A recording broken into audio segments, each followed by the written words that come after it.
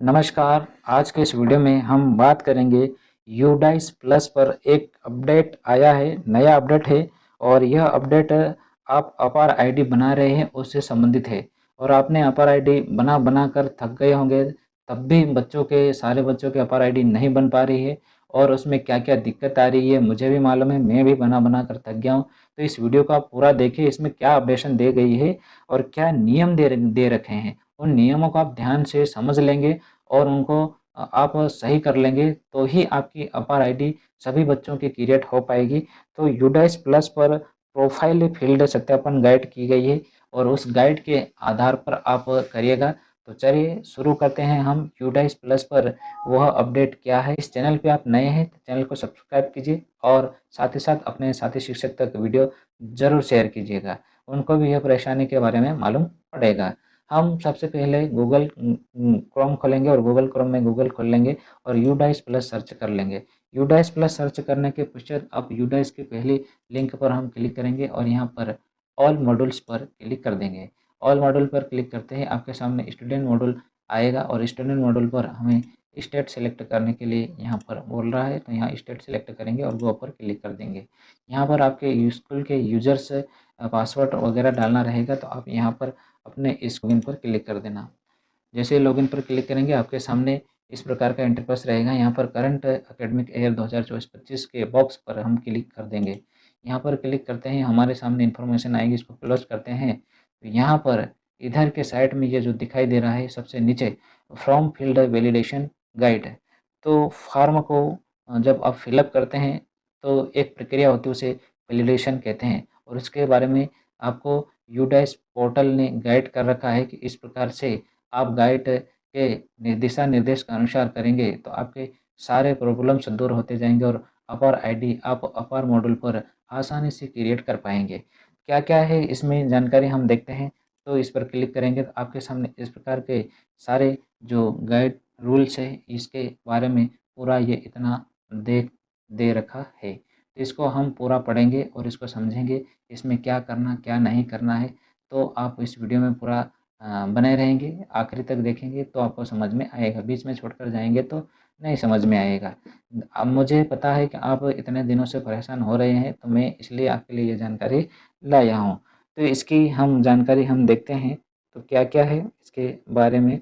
सबसे पहले लिखा हुआ है जनरल प्रोफाइल फील्ड रूल्स है, मतलब कि जो जनरल प्रोफाइल है आप फ़िल कर रहे हैं, इसके बारे में हमें नियम दे रखे हैं। सबसे पहले नियम है स्टूडेंट नेम। स्टूडेंट नेम क्या है? स्टूडेंट नेम में क्या-क्या करना है? तो ऐड स्टूडेंट मतलब कि छात्रों को जोड़ेंगे तब हमें क्या-क्या जानकारी ध्यान में रखना है। It is not an option field, मतलब ये है कि यह कोई वैकल्पिक क्षेत्र नहीं है, है ना? यहाँ पर आप ऑप्शन जब फील्ड करेंगे तो ये वैकल्पिक मतलब विकल्प नहीं आएँगे आपको। नाम हमें यहाँ पर जो आगे से आईडी में नाम है वही नाम आपको यहाँ पर रखना है। इसके नीचे वाला दे रखा है please do not use title such as mister या मिसेस, एमएस या श्री या श्रीमती नहीं लगा सकते हैं। यहाँ पर कह रहा है कि कृपया श्रीमान, श्रीमती, सुश्री, श्रीमती जैसे शीर्षक का प्रयोग ना करें। ऐसा नहीं करना है। अगर करते हैं तो आपके सामने जनरल प्रोफाइल में डाटा मैच नहीं करेगा, तो आप अपर आईडी में भी मैच नहीं कर पाएगा। इसके बाद में अगला ऑप्शन है नाम की जो लंबाई है, मतलब कि नाम की लंबाई 2 से 50 अक्षरों के बीच में होनी चाहिए, ऐसा इस रूल्स में दे रखा है। तो अगर आप कोई नाम लिख रहे हैं तो कम से कम 2 लेटर या अधिक से अधिक 50 लेटर से अधिक नहीं कर पाएंगे आप। इसके बाद में अगला है केवल अक्षर। अक्षर कैसे? अल्फ़ाबेट ए टू ज़ेड, ए से लगाकर ज़ेड तक रहेंगे। इसमें ना आप कॉमा लगाएँगे और ना आप अप्रोक्सी लगाएँगे और ना ही असंगत बिंदु लगाएँगे, ठीक है? मतलब कि up to down non consecutive जो अपन बिंदु लगाते हैं ना, वो भी नहीं लगा पाएँगे। ये सारे जो रूल्स हैं, इनको देखकर आप edit student user can it study by following this rules है। ये सारे रूल्स जो मैंने आपको बताए हैं, इसके नीचे कुछ और सब रूल्स दे रखे हैं।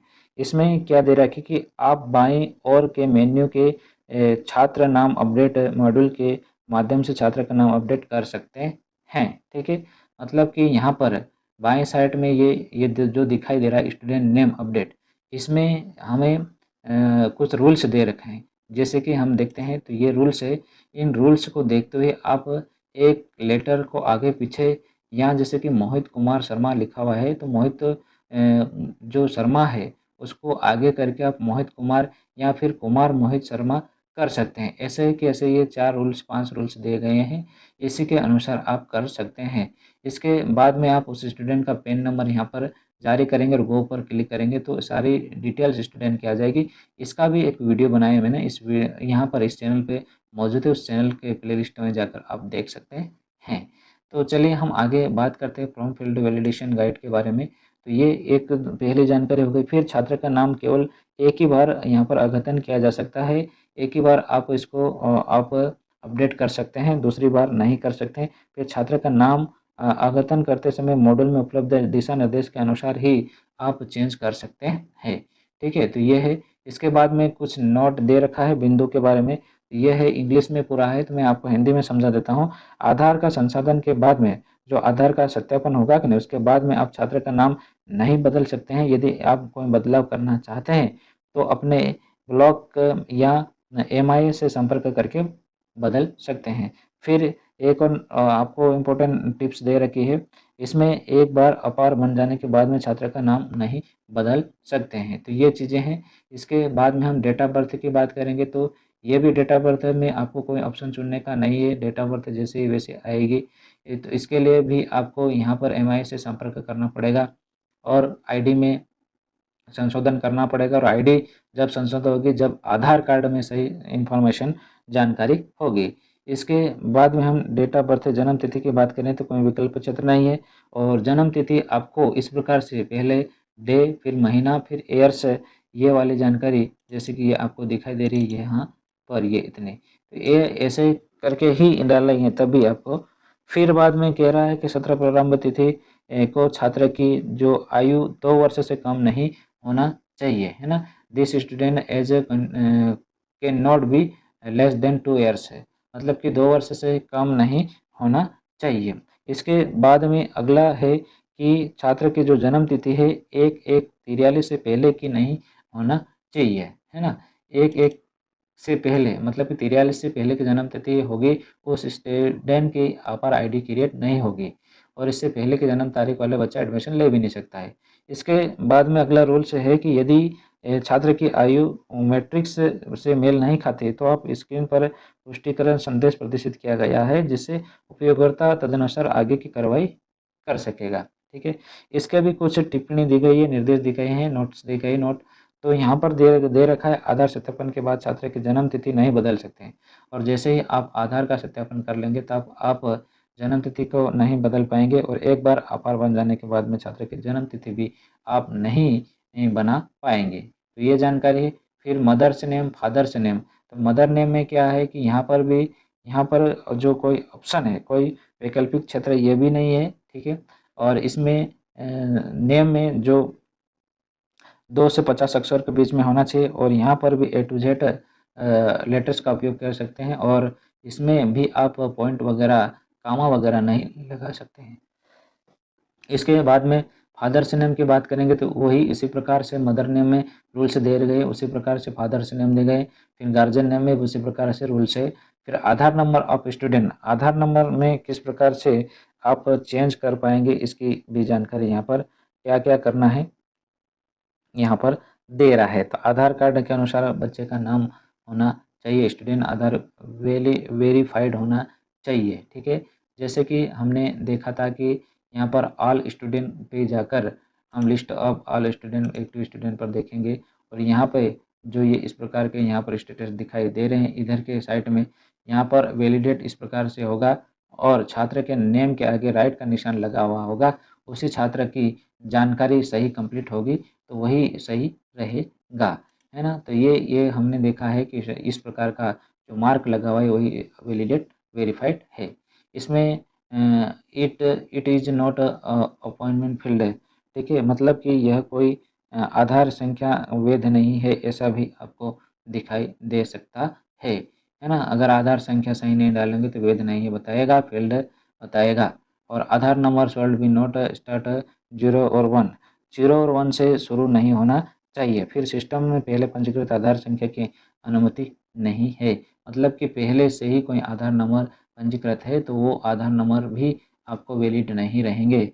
फिर नोट में दे रखा है कि आधार सत्यापन के बाद में वही आधार नंबर आप बदल नहीं सकते हैं, और अगर बदलाव करना है तो आपको जाना पड़ेगा MIS पर, ठीक है, जो ब्लॉक में बैठते हैं BRC में आप जाकर सुधरवाइएगा S03 फॉर्म भरकर। इसके बाद में नाम के अनुसार अगर आधार कार्ड के अनुसार विद्यार्थी का नाम चेंज करना चाहते हैं तो ये वाला रूल्स देखिए। यहाँ पर कहा कि नाम की जो लंबाई है वही 2 से 50 लेटर के बीच में होना चाहिए, और A to Z में कॉलम वगैरह नहीं लगा सकते हैं, और स्टूडेंट नेम में आधार मस्ट मैच, और नेम में आधार कार्ड, मतलब कि आधार कार्ड के अनुसार जो आधार कार्ड में छात्र का नाम है, आधार कार्ड पर दर्ज नाम में मेल खाना चाहिए। इसके बाद में यहाँ पर admission date of present school, मतलब कि वर्तमान विद्यालय में प्रवेश तिथि किस प्रकार से भरना है, तो यहाँ पर नॉट ऑप्शनल है, मतलब कि कोई वैकल्पिक क्षेत्र नहीं है। और प्रवेश तिथि मतलब कि जब एडमिशन लिया है उस बच्चे ने तब का जो प्रारूप तिथि है उस इसी प्रकार से होना चाहिए जिस प्रकार से हमने डेट ऑफ बर्थ डाला था।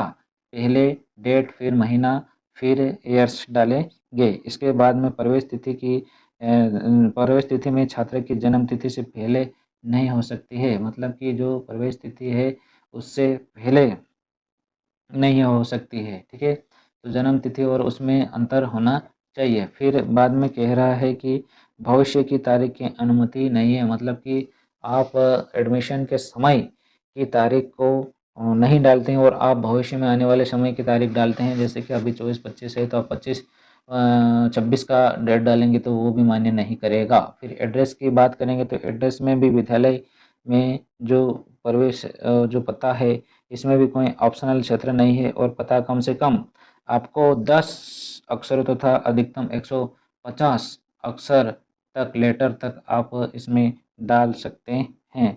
और इसमें भी इस प्रकार से जो सेमी कॉलम्स दे रखे हैं इनको आप लगाएंगे तो आपके विशेष वर्णों की अनुमति नहीं है, ठीक है। अगर लगाएंगे तो विशेष वर्णों की अनुमति नहीं है, और नहीं लगाएंगे तो आप वैसा कि वैसा आधार में जो एड्रेस पता दे रखा वही होना चाहिए। पिन कोड की बात करेंगे तो जिस प्रकार से पिन कोड दे रखे हैं इसमें भी कोई वैकल्पिक फील्ड नहीं है, और इसमें जो पिन कोड है वो 6 डिजिट का होना चाहिए, ठीक है, और 0 से शुरू नहीं होना चाहिए, ठीक है।